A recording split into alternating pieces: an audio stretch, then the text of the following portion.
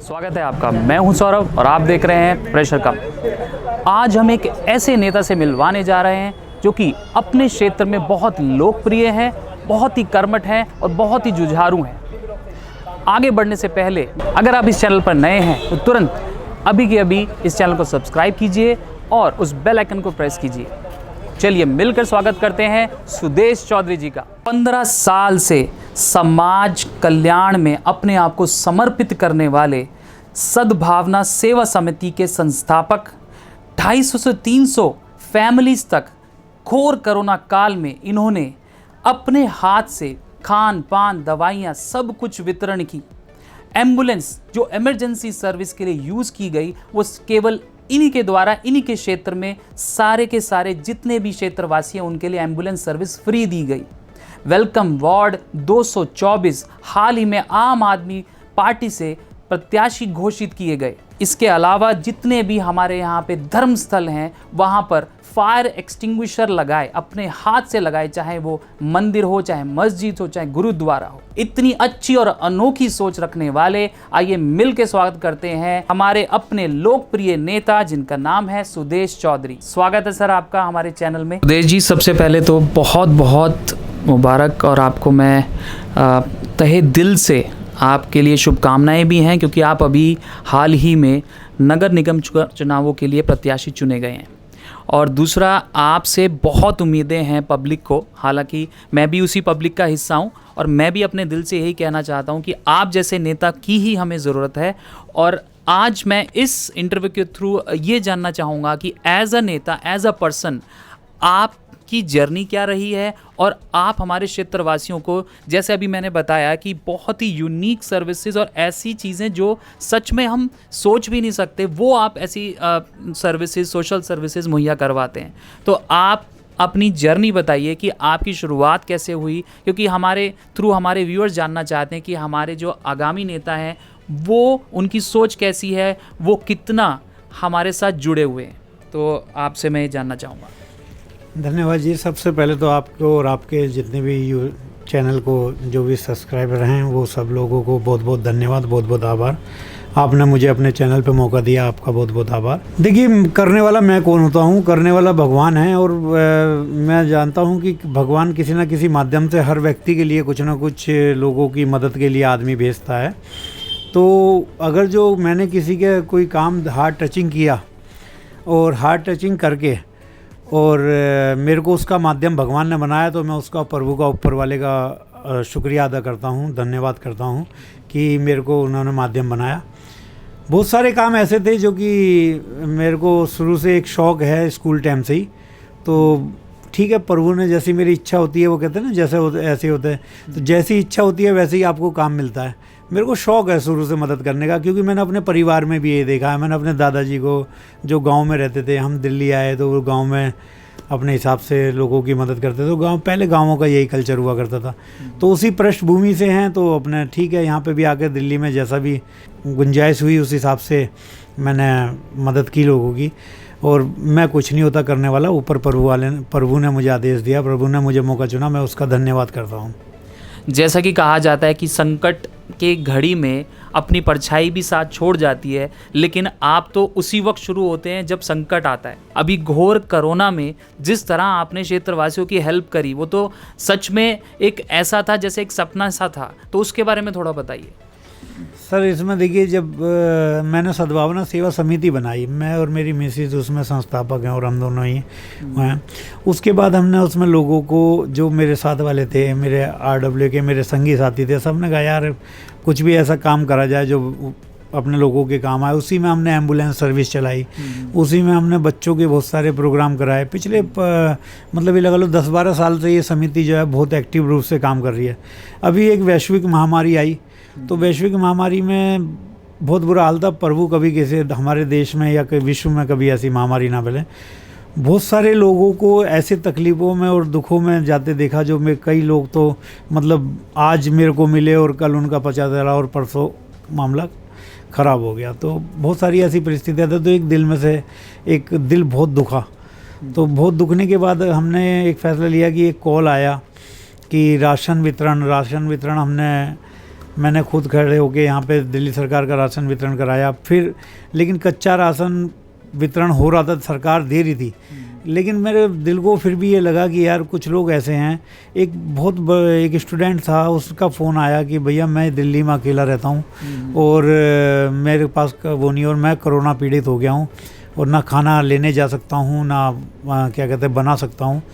तो मेरे को उस दिन लगा, मैंने कहा नहीं यार ये तो काम करना चाहिए। उसके बाद फिर मैंने अपना फेसबुक, सोशल मीडिया पे हमने सबने एक मुहिम डाली कि अगर किसी को भी पका हुआ भोजन की आवश्यकता है तो आप हमसे संपर्क कीजिए, ये हमारे नंबर हैं।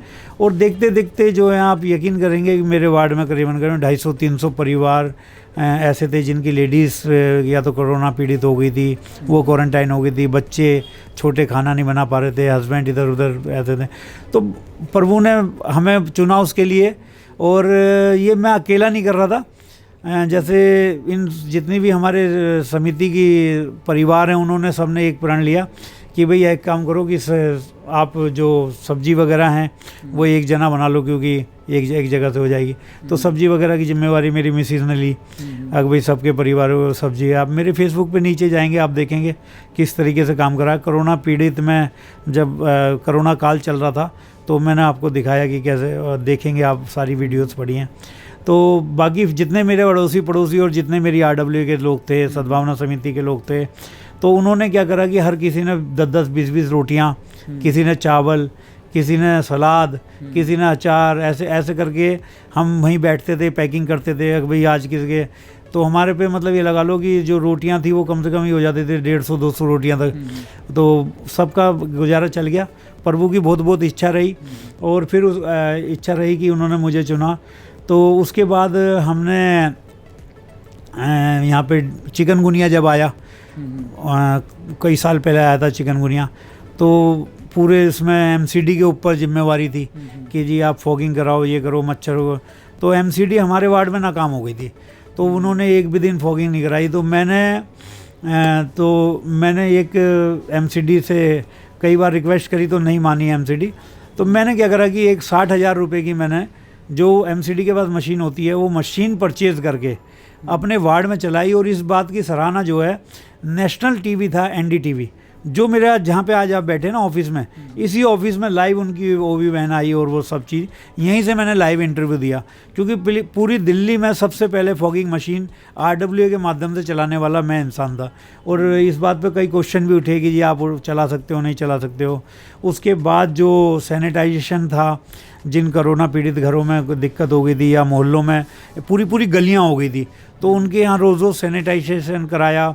और मतलब ठीक है, जो भी काम कराए उन्हें आप अपने मुंह से तो क्या होता, बहुत मतलब प्रभु ने बहुत अच्छा मुझे चुन रखा है। मैं बहुत संतुष्ट हूँ कि मैं लोगों के लिए काम कर पा रहा हूँ।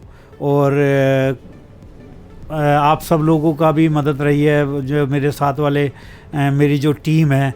मैं 2 बार यहाँ से चुनाव भी लड़ा इंडिपेंडेंट, तो लोगों ने इतना प्यार दिया कि मेरे को दूसरे नंबर पे भाजपा, पहले नंबर पे, दूसरे पे मैं, तीसरे पे कांग्रेस, चौथे पे जब मैं आम आदमी पार्टी में नहीं था तो वो आम आदमी पार्टी वाले कैंडिडेट थे। तो लोगों का प्यार है। लोगों के लिए अगर आप काम करोगे तो मैं डेफिनेटली आपको बताता हूँ कि रिटर्न वापसी मिलता है। अब बहुत सारे प्रत्याशियों की क्या आदत होती है कि जी चुनाव आ गया, अब 8 टिकट मिल गई, अपना कुर्ता पहना और उन्होंने कहा जी मैं आ गया मैदान में, भाई साहब मैं आपका चाचा हूँ, मैं आपका मामा हूँ, मैं आपके पापा के साथ, मेरे पापा रहते थे। तो ये सारी चीज़ें आप चुनाव के घर पता नहीं किसके घर कैसे मुंह लेके चले जाते हो। जब आप लोकल रहने वाले हो, आप सामने से गुजर जाते हो, राम राम नहीं करते, आप जानते हो कि ये आदमी ये है, और उसके बाद फिर आप जो है चुनाव की टिकट मिलते ही आप कुर्ता पहना और उन्होंने कहा जी चलो भाई साहब, उन्होंने कहा आप तो मेरे रिश्तेदार हो और आप तो मेरे घर आए, आपके ये फलाने मेरे रिश्तेदार थे, ये थे वो थे, पता नहीं किस मुंह से जाते हैं। अरे कोरोना काल में आपने काम किया हो, आपने कभी किसी समाज के लिए कोई एक मूंगफली का दाना भी दान किया हो तो समझ आता है। तो अब मैं इससे ज़्यादा क्या कहूँ। चुनाव का माहौल है, झूठ सच बहुत चलेंगे, लेकिन मैं अपने आत्मा से संतुष्ट हूँ कि मैं लोगों के पास अगर वोट मांगने जा रहा हूँ तो मैं काम करके जा रहा हूँ। मैं किसी भी रिश्तेदारी के या उसके नाते नहीं जा रहा, मैं काम करके जा रहा हूँ। और मैं लोगों का प्यार सम्मान पहले भी 2 बार पा चुका हूँ, और अब तीसरी बार जो वार्ड की जनता जो भी देगी मैं उसे स्वीकार करूँगा। और वार्ड की जनता ने हमेशा मुझे पलकों पे बिठाया है।